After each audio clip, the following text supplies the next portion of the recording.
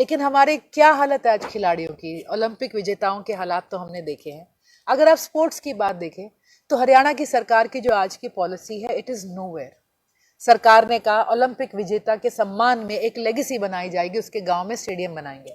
2-2 साल हो जाते, स्टेडियम की एक ईंट नहीं लगी। सरकार ने कहा पदक विजेताओं को हम इनाम राशि देंगे, वो दफ्तरों के धक्के खा रहे होते। हमारे देश को आजाद हुए 76 साल हो गए, लेकिन कई चीजों में हमको अभी आजादी नहीं मिली।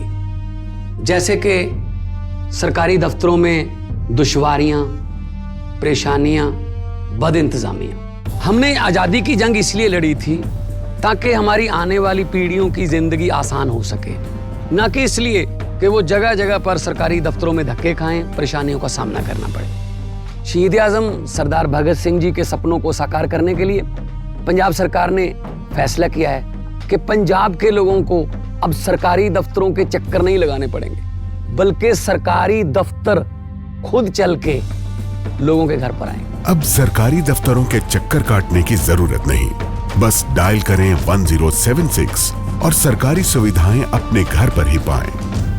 पंजाब की भगवंत मान सरकार आपके द्वार। पहले सरकार ने कहा नौकरी दी जाएगी, और पिछले साल ही मार्च के करीब इनका आया था एक कि जिस कैटेगरी में नौकरियां दी जाएंगी वो घटा दी गई हैं। तो सरकार ने खिलाड़ियों के लिए कोई प्रोत्साहन, कोई राशि, कोई पद, कोई सम्मान बढ़ाया नहीं, सिर्फ घटाया है। आज लोग अपने पैसे से, अपने उससे लोग खुद एकेडमीज चला रहे हैं जहां पर बेटियों को और बेटों को तैयार कर रहे हैं, लेकिन सरकार ने कुछ नहीं करा है इसके अंदर। हमारे यहाँ पर आप बताएं हरियाणा सरकार कि कितने अंतर्राष्ट्रीय स्तर के इन्होंने स्टेडियम्स बनाए हैं। हम अंबाला से आते हैं, वहाँ पे एक अंतर्राष्ट्रीय फुटबॉल स्टेडियम बहुत मशहूर रहा है, और एक फीफा अप्रूव्ड स्टेडियम का टैग लगाकर उसका जो है 6 साल पहले उसका रेनोवेशन स्टार्ट करा गया।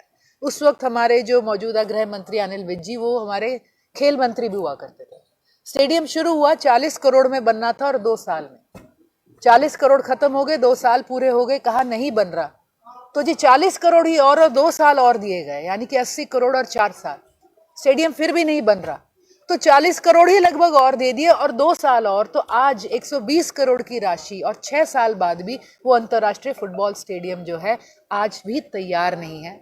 उसमें गबन की इतनी बड़ी कहानी आई है, जो उन्होंने साइंटिफिक इंस्ट्रूमेंट से स्टडी करी, उन्होंने कहा जी 60% इसमें तकरीबन जो है 60% से भी ज्यादा लोहा ही नहीं लगा इस स्टेडियम के अंदर। पैसे का गबन तो अलग, लोहा ही उसमें से ले जाकर लोग खा चुके हैं। अभी वहां पर हमारी एक प्रदेश स्तरीय मीट हुई जिसमें हर जिले से खिलाड़ी आए, और अखबारों की सुर्खियां थी कि उसी स्टेडियम के सामने एक बहुत बड़ा एक स्पोर्ट्स कॉम्प्लेक्स बना है ठहराने के लिए। उसके अंदर की तस्वीर थी कि जमीन के ऊपर गद्दे डालकर जिम्नास्ट सो रहे थे। उसके तीसरे माले पर जो बच्चा या प्लेयर सोया है, रात को ठंड में अगर प्यास लगी तो पहले माले पर जाकर पानी पीने गया। उन बच्चों को जिनको स्टे नहीं करा पाए, वो रह रहे थे एक जगह, और 4 किलोमीटर दूर जाकर खाना खा रहे थे। तो इस तरह की दुर्व्यवस्था आज हम हरियाणा के अंदर देख रहे हैं। हमारी सरकार कहाँ लेके जा रही है?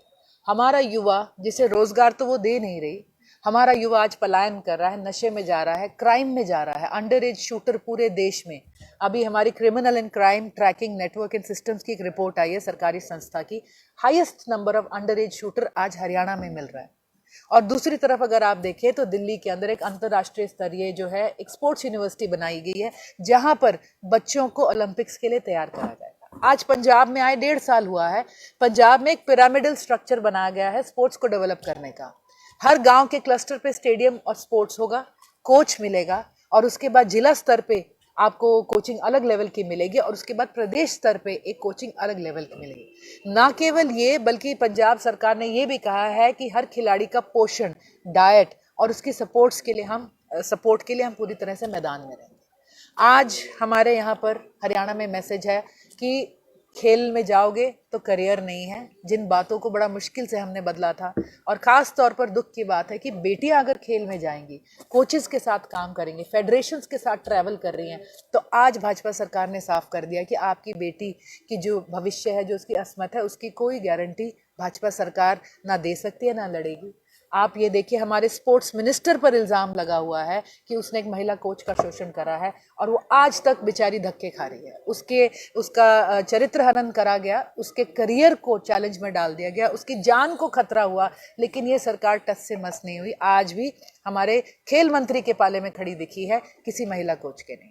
तो हम समझते हैं बड़े दुख की बात है। ये हरियाणा जो आज हमारा बेरोजगारी में नंबर 1 है, जहाँ हर रोज़ 5 से 6 रेप हो रहे हैं, जहाँ रोज़ 3 से 4 मर्डर, 10 से 12 किडनैपिंग्स हो रही हैं, बड़े दुख की बात है हमारे हरियाणा में आज, जो आज इंडस्ट्री पलायन कर रही है, जो आज यहाँ पर हर वर्ग आंदोलित है।